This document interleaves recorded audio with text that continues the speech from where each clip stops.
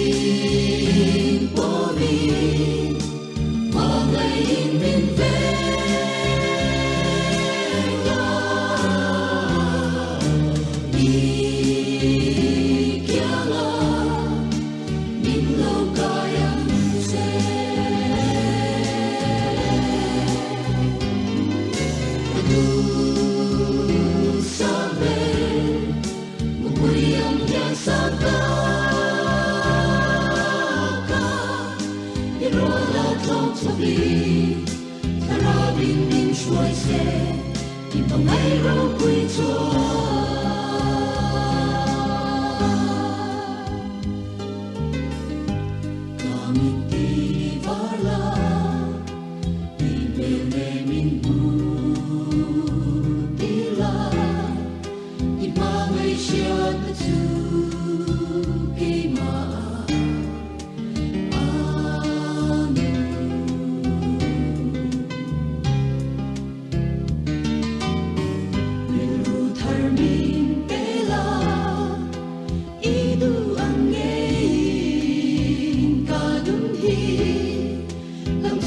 kênh Ghiền Mì Gõ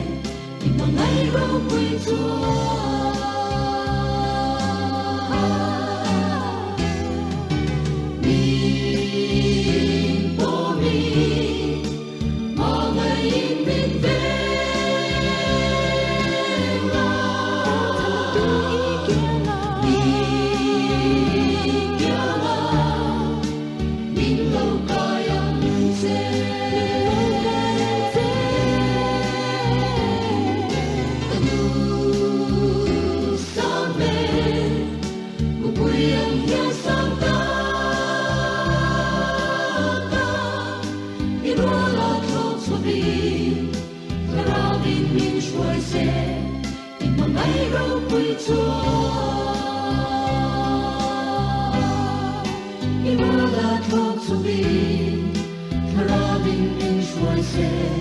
bỏ lỡ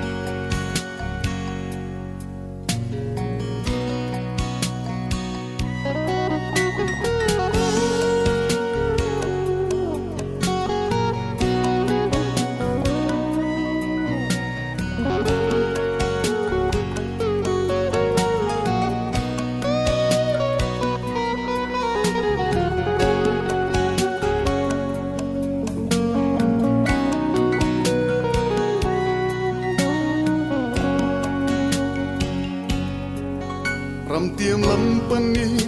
chak lo ta chung nge ni din ka kala ma se olal pa chi buai tu an tam em ka kal thiam lo se taman ni din min be nang ma kal bo som se chak lung der lai po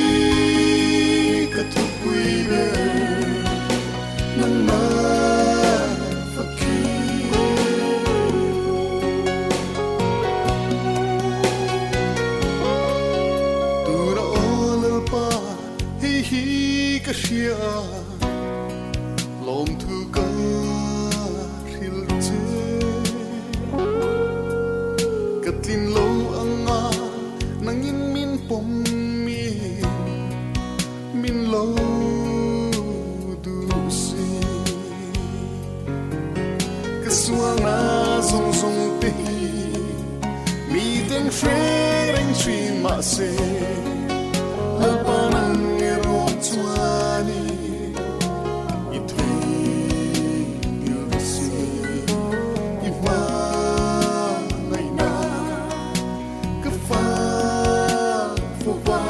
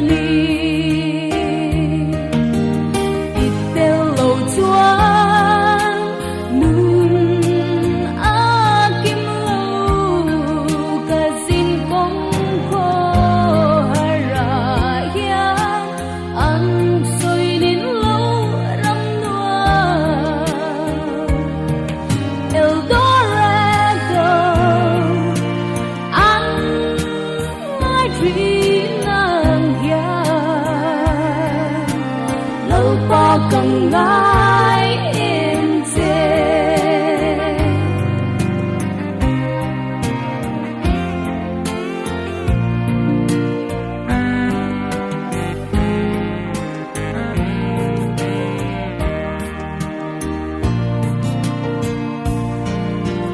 mà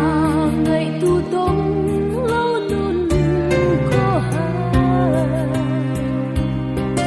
tim xóa lệ rét thấy tàn hian ô lâu em ngắm chê can nun khô hai ra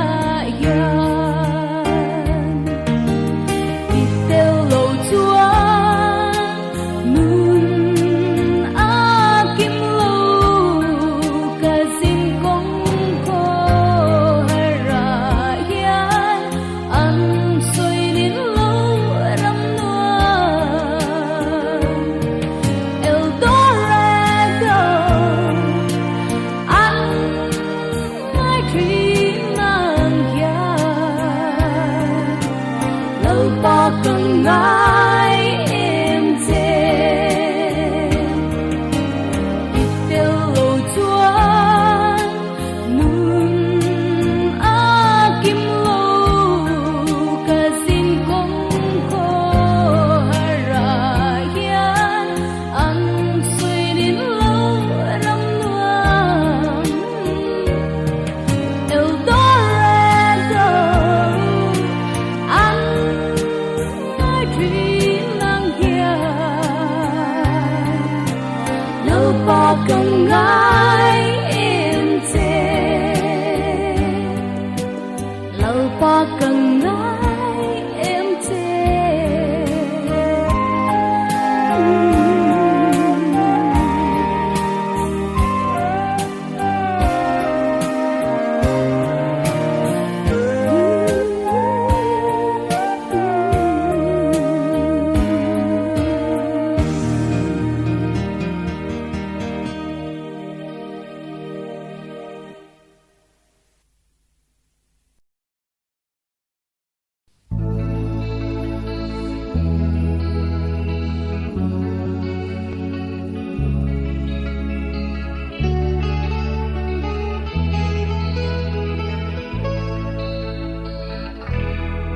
Lấy lệ văn thiêu dòng đan cái lớp ba cross chúa chút tạ chúa nên cái lớp ba chữ cái ai bị vơi chăn tâm tư nè ngã cái in pe anh nói đẹp vangi mong ngày đã in joy mơ yang cho tuan răng cơ lên thì cái Inkhawm về khen bên na có vẻ linh min khen cái ta cái lal ba cross quan chung zen lấy ra hi ka cái sana chan nam tu nè na cái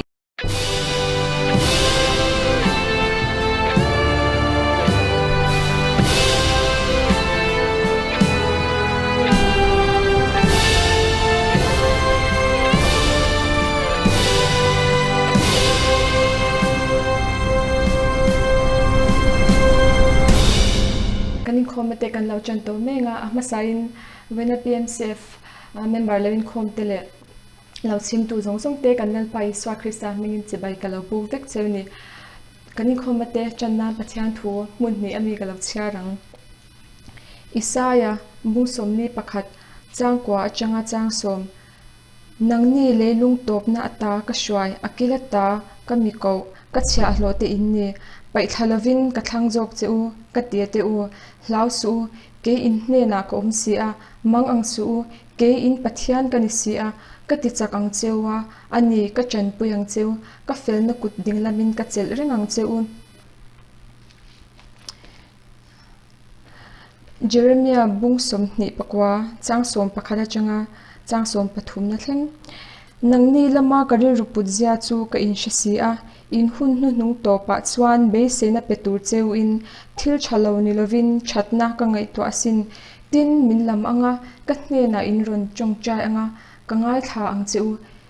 min zong anga in thin lung zong zonga min zon huna min hu ang kan pathian thu chan min zong anga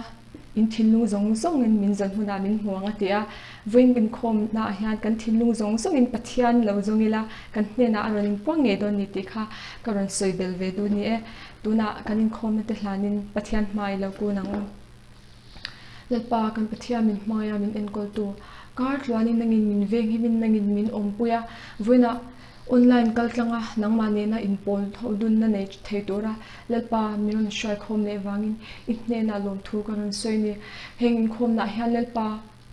lam Inkhawm zong sung te hna kan zinga lalpa nangin miron chen chili miron ompuila kan hne na ron in puang lela kan mamona zona cheu lalpa I o miron sha 30 le turin tharau thianglim kan lo som chea tin lalpa chunglam le pon lama kan ngei tuana zong song swal na tho om the tu internet chalo te po ani ang iswa krista mingin kalo do dala ithisen thialim thil ti theina mangin rin na in galawin hunga tin lalpa tharawan na sataka hlong na kan nei cheu theina turin kan hunte abul min chan saka atop thelamin kai shwaya min ompui tlat turin zung chu ifapa tholi swa krista mingin kanon hlane amen ole tuna chuan secretary thupuan na hun nei turin kan lo kowanga chumi hma chuanin hemi screen hnuaiah hianin tholom thona tur kan lo tar lang hata khan tholom a thozel theni tuna kan secretary thupuan na hun nei turin lo somang voin juni somni sangni somni pakhat PMCF online Inkhawm lo tel zong song te pathian ni chipai kabuk cheni voin kan Inkhawm program hetiang hi ani Hruaitu hi nula Lalmuanawmi nula mamuan te kan PMCF member Ezra Prayer Cell ani Tawngtai Rualna hun kan manganga pathian thucha hi Upa C Lalzarmawia nei na train kan ngai thlato na ne Upa C Lalzarmawia in kan somna miron ngai poimo saka hun thatak mai miron man sak thei turi kan lom hle in melchia tirna ranpa nei angai na rin omlova Mizoram dung le wanga chuan ming kan sela hle gospel la tha le saklo tak tak te pho tu ani thu le la manga rongbol na nung tak nei trin pathian na mi man tak voinia kan zinga hun miron man sak thei turi kan lom tak zeta chunga po lom thu kan soine cholima salam Inkhawm report ngai thlaila cholima sa kha June som pathum sang ni som ni pakhatani hetiang hian tholo ma lo lu tani general account ramthar ipatangin cheng sang ni zasari som ni lo lu ta tol chung ipatangin cheng sang ni zaruk som ni Inkhawm tholo ma cheng sang khat zathum som nga bufa thama cheng zasari le som ni general account hian cheng sang sari zali le cheng som alo lu ta building account ipatangin cheng sangli zali le somni alo luta donation zali alo luta tichuan building account cheng sangli zariat somni alo luta camping account ipatangin cheng sangni zasari le cheng som alo lut ani as a bible common cheng singkhat sangli zakwa le somli alo luta iphi pali alo luta ni Inkhawm zong mi somret le pani kan ni choli le lam Inkhawm dan tu hetiang hi ni nga ani hi June ni som ni le pasari alo ni to nga dar ni le chan ve Inkhawm kan nga online Inkhawm ni nga PMCF Media and Publicity Channel bok hian ani to na Hruaitu tlangwal Henry Inkhawm ani nga pathian thucha min sil tu tur hi pu ke chong ming liana PMCF chairman aniang kalome tuna Tawngtai Rualna kan lo nei lenga screen a hian Tawngtai thupui omsate kan lo tar langa chuanin keimani na rim chanda nang angin kan Tawngtai nga heta topna hun kalo siam don yam ilo Tawngtai angu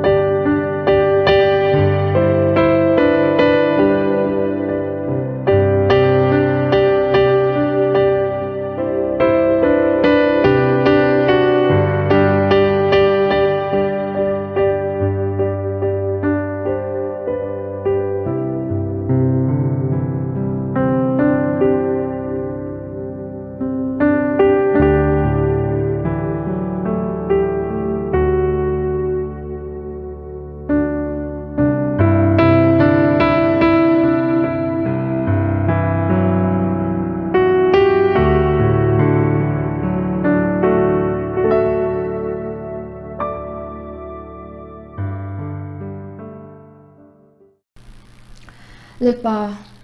itne na lom thu ma sai kan lo se hun chat tak nangin min pe a kan swal na te ang min thung rul lawa kan chat lo na te kan fel lo na te lepa min haider sak fo china hun chat tam tak te lepa min pek china vai ma sai in itne na lom thu karon soi ni e lepa itne na kan mamole kan du chong te kan lo dil le don che a nangin lepa rim tu ya min lo pom sakang che tilpa hengdam lo thong chong chai thok pui tu kanon tar chwa te hilal pa nangin isha e anma mona zona cheu lal pa lo khoi thar lela dam lo tan kanon ding saka lal pa dam na an change theina turin an tan kanon dil saka tilal pa heng voina ithu cha pawng chhak tu tur po itharau thiang limin lal pa ishak thin hmaya chuanin na sadakin lo chen chila a inbuat se na ai tha lel pa I thu te aron pan chwa the turin tan karon dil sak bokani e hin song song hi ro puinan if a pai swa krisa ming karon hlane amen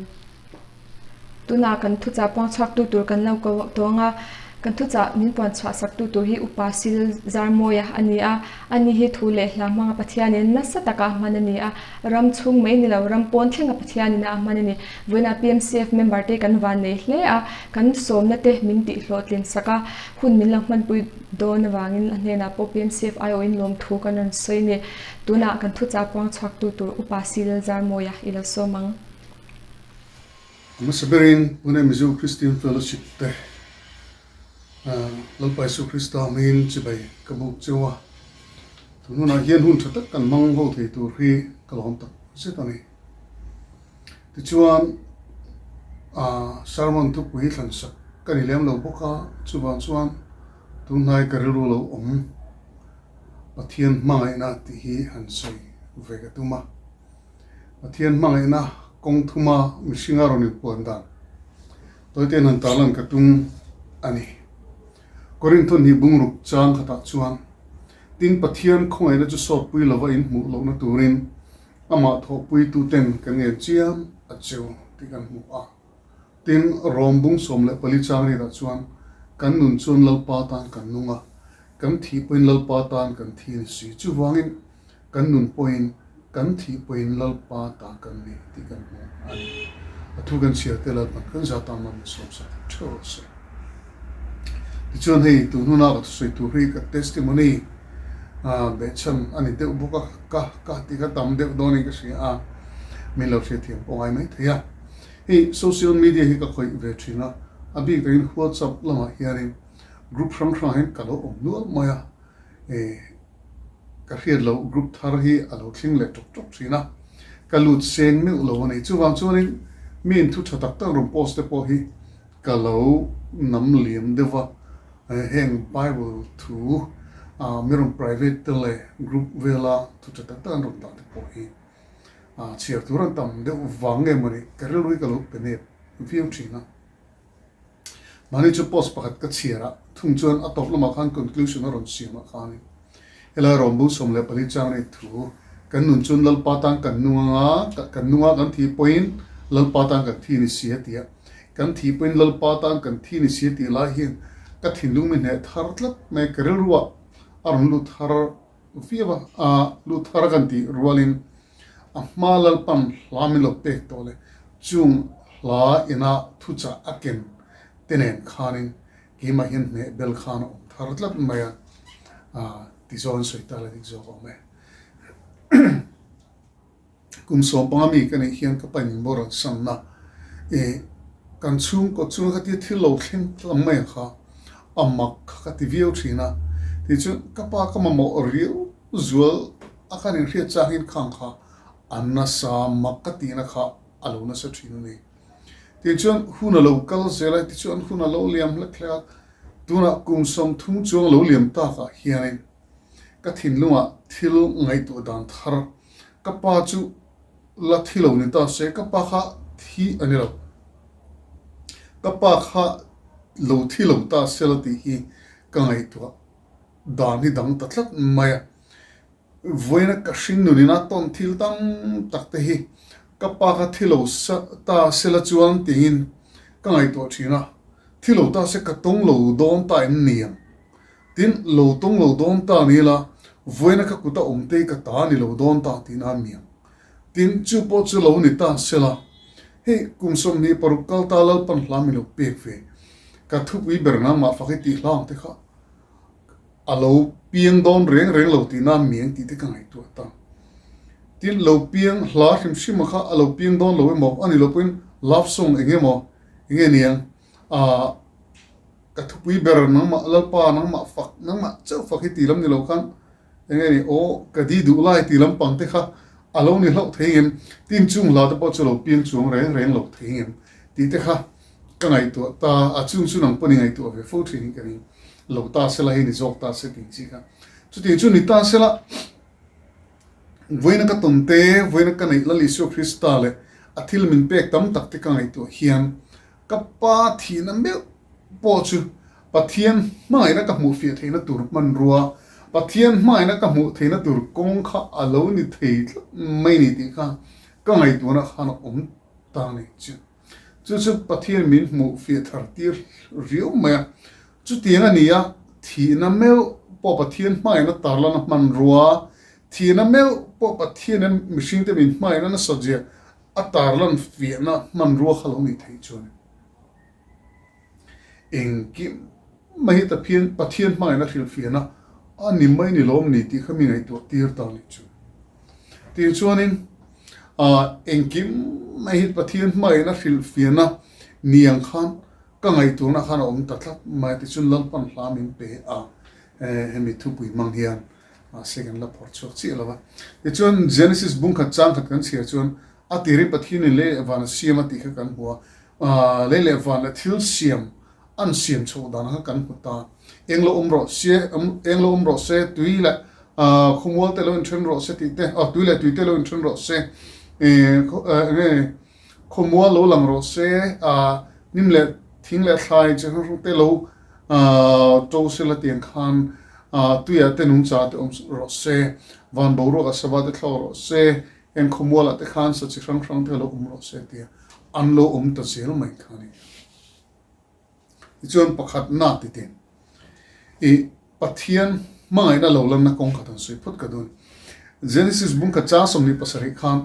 pathian in an puin machine siama ti kan mo kan sui zo chia helai thu hen ka ngai tu na ka tir an sui kan sui zo chia ka ti chu khami kan sui zo chia ta chun zum na khan ya helai thu hen ka ngai tu na ka tir ta vak ma han ngai tu ve ma la zana avan chunglam pang khi uluk takin man mo mi alawin han khir la ani la pon han muzang thal or langin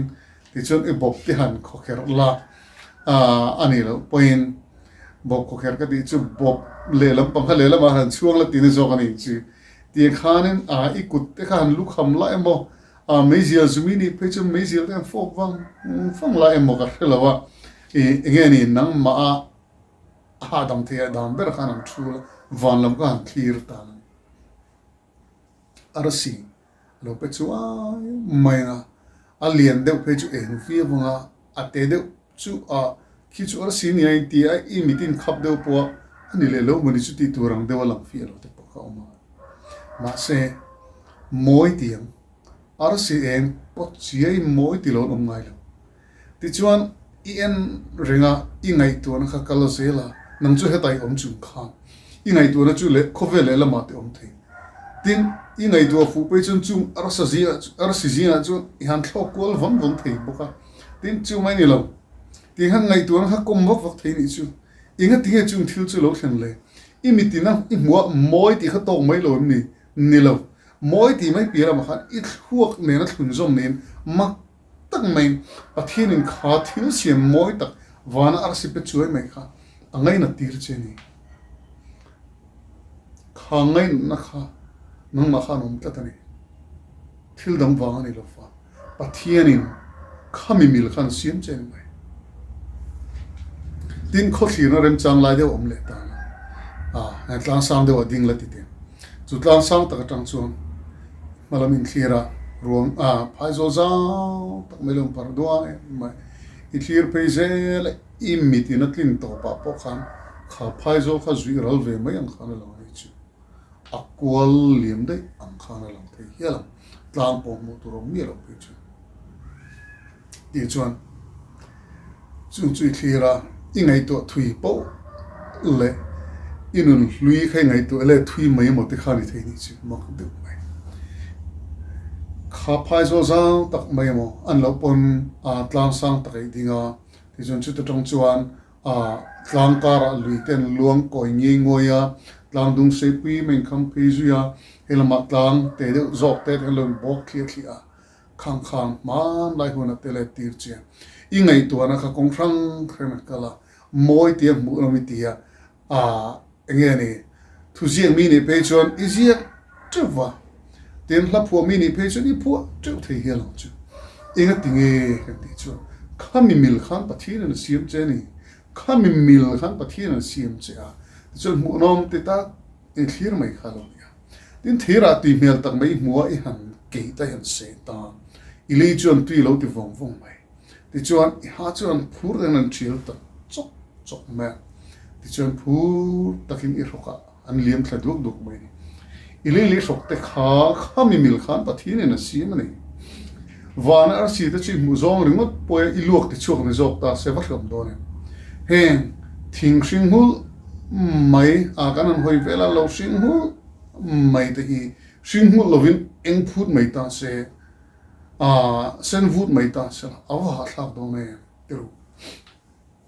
thele thla tui gan ti tak te tui ti lo tlat mai tai la wa thak to ne pathin in khovela siam khan uluk takin a siama chunga thil siam zong te chu a emna amma pathin a siam tu me point a tha an tmm khop mai khan ya chu mi mil ngoi chun nang le ki mi lo siam ta ne chu wang chu kan tan khoveli moi ti lo chi ni lo wa kan tan khoveli mu nom ti lo chi hi lo ni lo wa kan tan khoveli nuam ti lo chi hi lo ni lo fa ne Genesis bung khat thua pathin ni tina thil siam zo pinga pathin chu ena tha ti hlea adol le thil dang siam le chu ena tha ti hlea adol le thil dang siam le chu ena tha ti hle ti khom zel ni chu heng te hi avamak te fu heta khai khom mai sela ti kher ro mai thia ani tho ma semo ani ngot lo khang thu ena tha ati hle ti te ka aril tu ka du taka asiam he khovela kian du taka siam mishing te kan chenga hi ringot po hi pathian mai na po chuana tarlan chiang tak chu ni lom ni tin kangai tu na omani chu pakhat na ni sela apanina chuanin mishing hi ma ne kho su tu ra don kan ni lo fati kan revek mai chen ho tu ra sim kan ni chen ho na po chuan in na turan oma in hlathlek turan oma in hlat zul turan oma in hlat zul tur te kan oma aten chu kan in hlat le tur kan ni tina ni do ne kan vun rong te in person lo mai kan mel ta poi nang lo view mai ma se ho kan mel den ang lo viewin le lam kan chen na khovel le lam mi te nen chu kan in kar lo thema sela atop no chu mo mishing din mun dik tak chu chen ho hi ne tho ni chu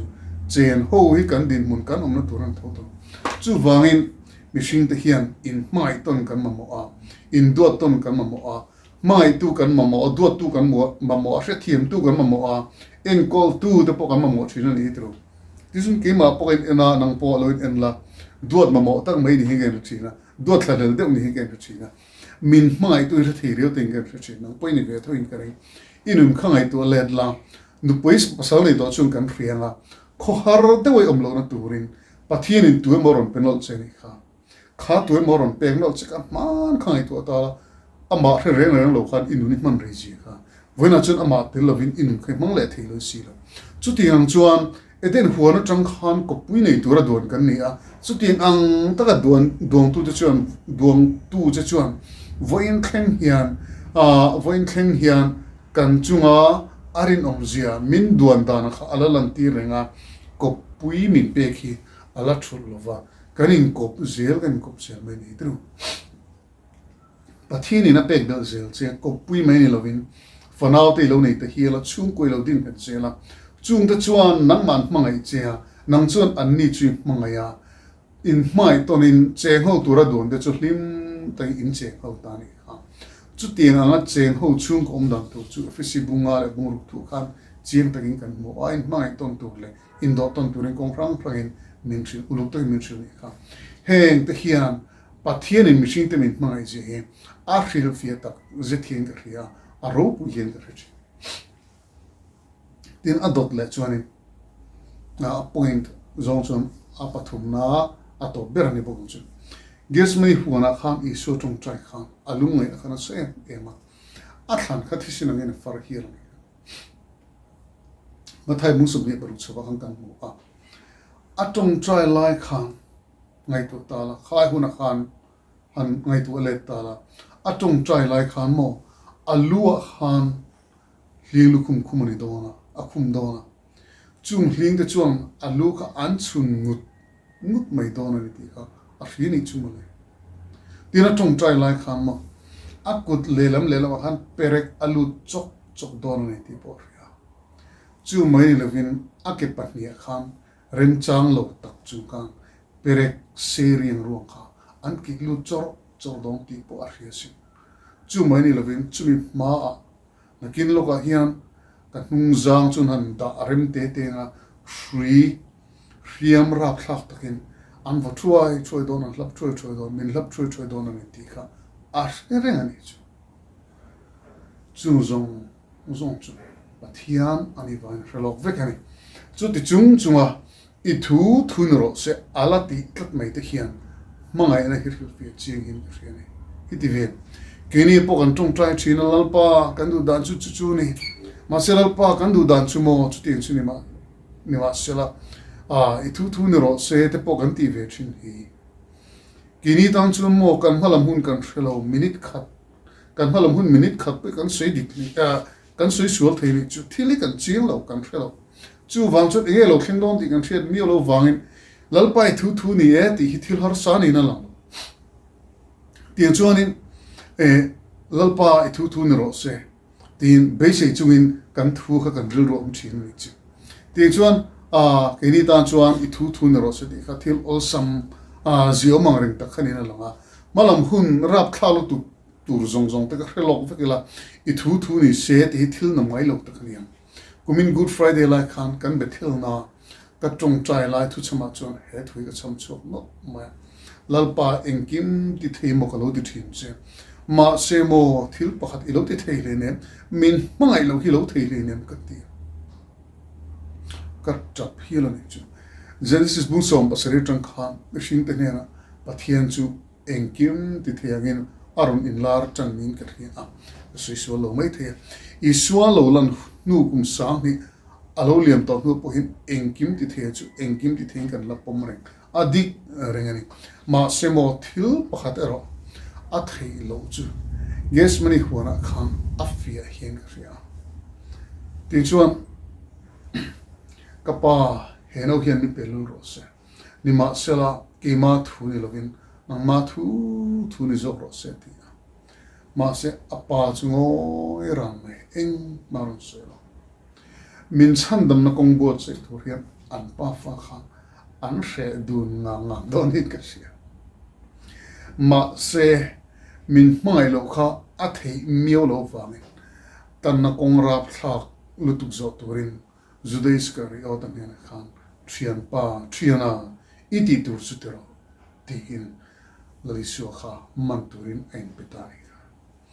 ti chuan thilen kim mai hian pathian mi hring te mit mai che fi tak mai alan tir ane atar lang ani ke tire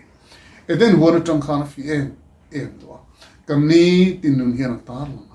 chu mai ni ven lali su krista cross kan atar lang ching le su ma se thil pakhat kan thia ta na pui mo chu hi ni ta pathian mai na ringot kan thia ti to so lo pui mo dang ta tani a pui mo ber zok thil pakhat kha pathian mai na atum kha thil pakhat omani chu hi ni mai na hian be se ni thina ni ti mai to thlen ni pui be se ni thina phu ta nei thina tlangwal nula mangai na sapo le kha nula la ka tanga mai na kha a be se na kha sam thina dam chunga abula chen turte na be se gel thina ni chu ne ngoi ranga phut le nei mi ala vo mangai ngoi mai kha atan har sa thi pathian thuina sualna an sapo le khoina pung atiang de khan mai na po hi an sapo le a phut le thilo sang mai hi alunia tlangwal nula a mai na sat ka wangin chunula ne chun adam chung chen dun a pe se tla tam hian pathian po hin mishing te amai na salutu wa yan dam chung mai ni lo cha tuana ta na abul kan chen thina tura kanin bo sai atum le abese aphut tani ti kan thir poim em mani rombung so poli chang re ati rama kan sia kha kan thi po in lalpa tan kan thi ni sia ti kan mu pathi ni kan dam chung ni te hetan manga chumi nuwa kan thi huna lom taka aina min lo lom lu ya base atum tlatania chumi wang cross mel pon nol thilo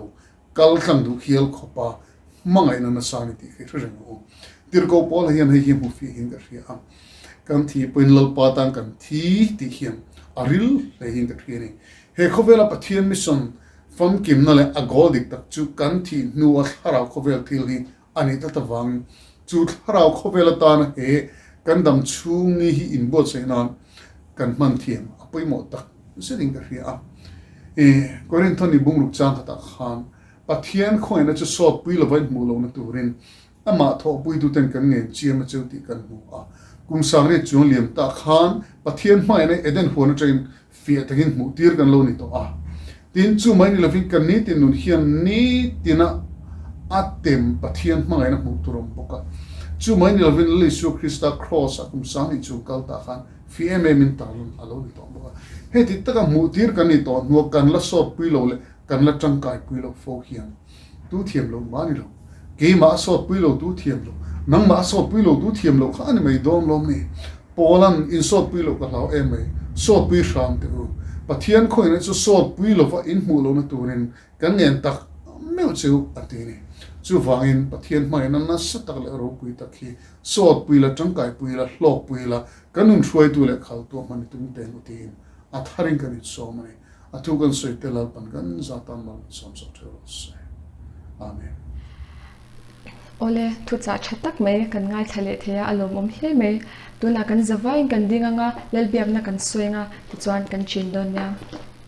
lo chong chang kan pa vanami ihming za umro se iram lo thleng ro se idu zong vanan tiangin leyamin ti ro se ni tin kan ekhopin so min pem che kan chunga thil te swal tu te kan ngai dam angin nang point kan thil ti swal ngai dam ang che swal tu ra thlem na min shwai lut suang che mi swala ka chuan min sanam zok ang che ramte thil ti theina te ro pui te chatuan itan sia amen